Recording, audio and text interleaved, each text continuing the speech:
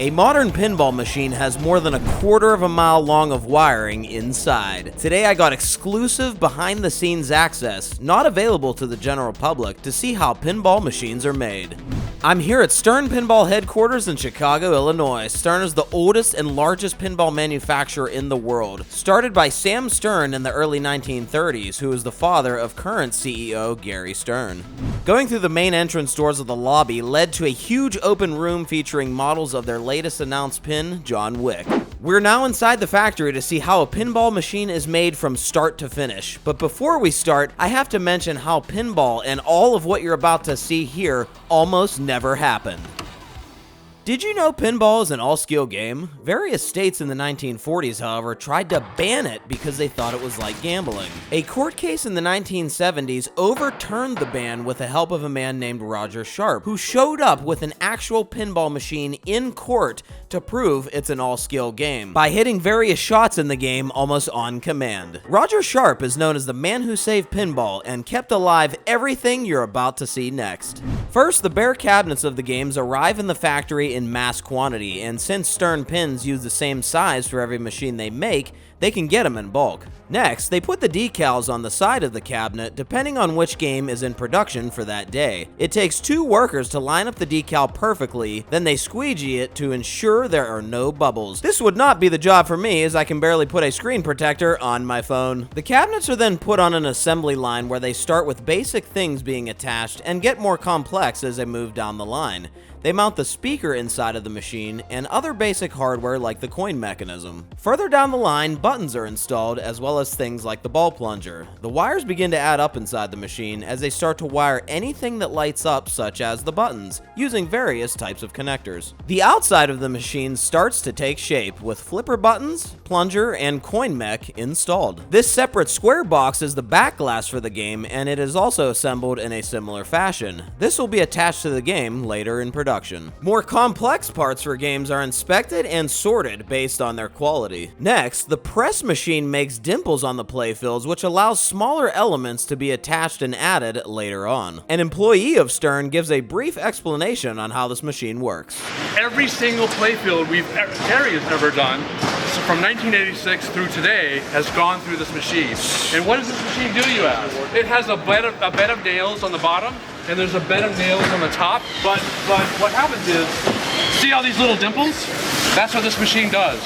It makes dimples on both sides at the same time, right? Every single playfield ever made has gone through this machine. Next, the playfields are put on an assembly line where smaller holes are drilled based on a set schematic for that particular game being made that day. As we work our way down the line, you'll notice more and more hardware is added to the playfield in each step. This is mounting hardware which all the elements in a game gets attached to, everything from ramps, rails, and switches. They start to add posts in the game, which elements like ramps and wire form rails will eventually be added to. Elements such as the captive ball begin to take shape here as well. Further down, more rails get added to the game and even rubber posts on the out lanes, which can be adjusted by the user to be wider to make the game harder, or smaller to make it slightly easier. Then they begin to add more complex parts such as coils underneath, which makes things fire and work on the playfield. More circuit boards are also added, which is what makes the final elements the player sees on the playfield move and work as they should.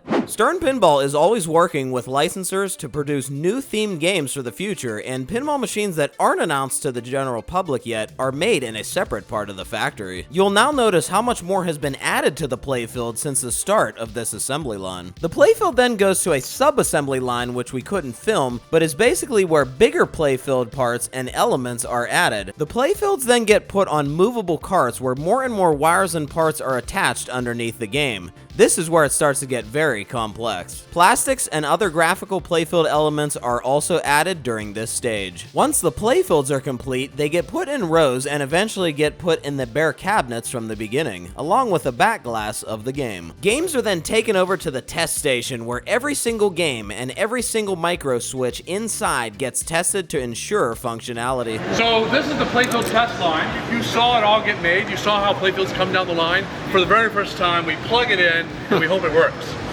And if it starts to smoke, well, that's bad, right? But it rarely happens. We test all the switches, all the coils, all the lamps.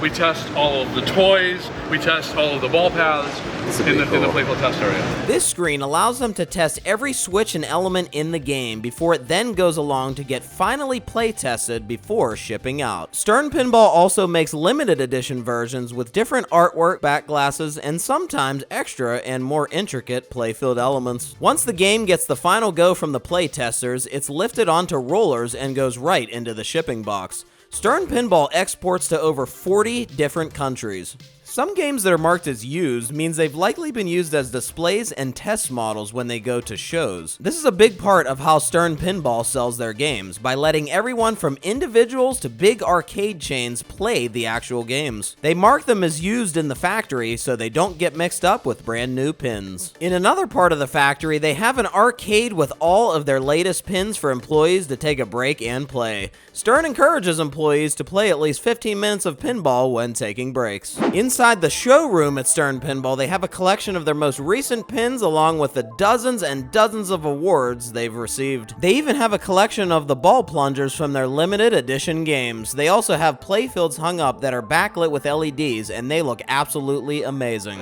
There's my Deadpool. Woohoo! Yeah. I then meet with lead software engineer of Stern Pinball, Tim, who actually recognized me way back in the day at Replay Effects from when I was Matt3756. Sean, if you can find that clip, I will give you a raise. Alright guys, this is Tim from upstate New York. He watches my videos, fellow claw player. Tim explains how they add code to the games to make them work and more polished for the player. So we get a game and it starts into Lightwood, and all these lights don't work. And we've got to go and we've got to be the ones who turn all the lights on.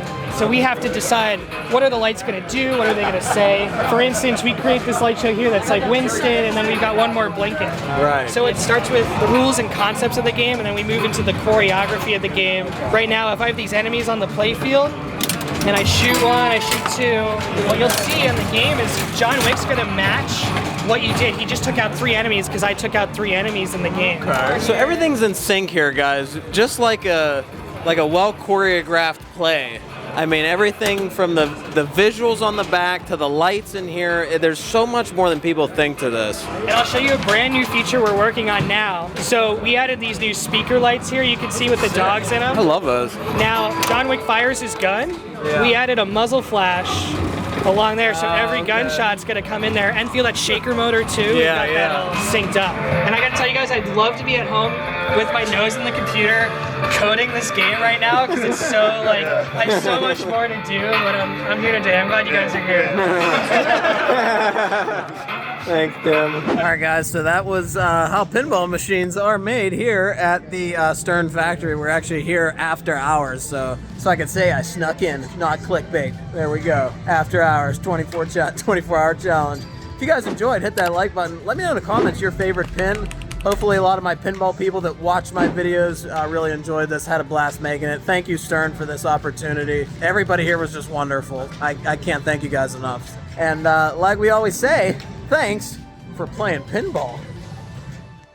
The jaws here in the Wick, if you look at the limited, it's the first one. Oh, wow. Yeah. Boy, you don't get to see that every day, guys. Look at that. Wow. Look at that. I'll put my fingerprint on it, guys. There you go. Arcade Matt Touch 001 right there of Jaws.